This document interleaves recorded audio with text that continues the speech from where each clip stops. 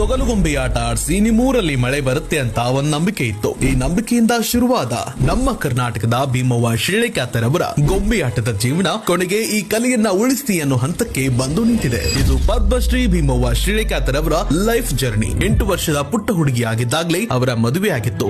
ಗಂಡನ ಮನೆಯ ತೊಗಲುಗೊಂಬೆಯಾಟವನ್ನೇ ತನ್ನ ಕಸುಬು ಮಾಡಿಕೊಂಡು ಮದುವೆಯಾದ ಕ್ಷಣದಿಂದ ಭೀಮವ್ವ ಕೂಡ ಊರೂರು ಅಲೆದಾಡಿ ಗೊಂಬೆಯಾಟ ಪ್ರದರ್ಶನ ಮಾಡ್ತಿದ್ರು.